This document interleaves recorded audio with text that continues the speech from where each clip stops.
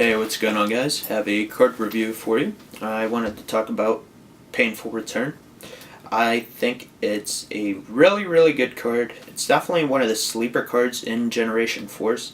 I did review this card previously, but I did it in one of those videos where I reviewed like 4 cards in one video, so I didn't really go into big detail about this card, so now I'm going to. There's pros and cons to this card. First, I'm going to go with the cons. If you draw this card mid to late game, it could hurt you, but luckily for us, this format is going to be all about the graveyard and manipulating it and, having certain stuff in there and, things like that. So I think the card's definitely going to be tried. I can't say that for sure. I know I'm going to try out the card. Now, why is this card good? What you're going to see this format, you're going to see a lot of people going turn 1, summon Torguide, grab Sangin, make Leviathan. Now, what you can do, you can either A, detach the Sangin right there, or you can detach the Torguide, and then you can play this card right after it. So if you detach the Torguide, then you play this, well, you're going to get another Torguide in your hand. That's really powerful. Or you can detach the Sangin. Sangin goes to activate. You search out. Then you can play this. And there's just so many combos that you can do. It just automatically sets you up for next turn, or just, keeps thinning out the deck. And, that's just cool stuff.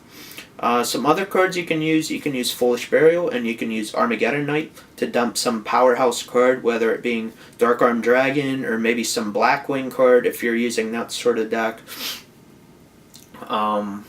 You can grab Blackwing Kalute, you can grab Blizzard, you can grab maybe even Sirocco if you want, Dark Armed.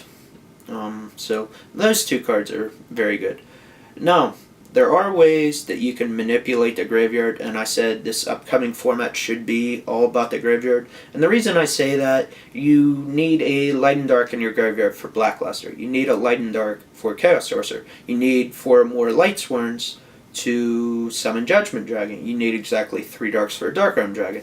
That's where I'm going with that. So, you can manipulate the graveyard because you're like, well, I'll remove a Light and a Dark, summon this, and now you can leave your really powerhouse cards in the graveyard still, so when you play this, your opponent is forced to add something really good to your hand. You can also use a card like Pot of Avarice. You can use a card like Transmigration Prophecy to manipulate your graveyard and make this card powerful. Now, I'm not telling you to use said cards like Pot of Avarice or Transmigration just for this card, because, that would be But the thing is, Pot of Avarice, solid card in a lot of decks.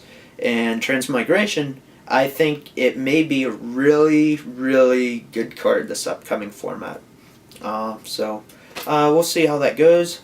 But anyways, let me know what you guys think about this card. Leave comments down below. Let me know if there's any combos I may have missed or any certain cards that, just make this card good. Leave comments down below. Let me know what card you want me to review next for next Monday. Whatever has the most thumbs up down below, I will choose that. If none of the comments get thumbs up, then, I may just pick one randomly, or I'll pick a card that I want to talk about again. So I will leave it up to you guys, the viewers. Hopefully you guys enjoyed my new camera, by the way. I'm sure, you guys have seen my past, I think, 2 videos.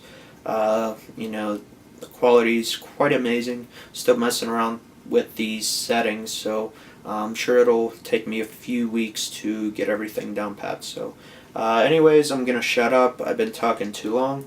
Thank you for watching, and deuces.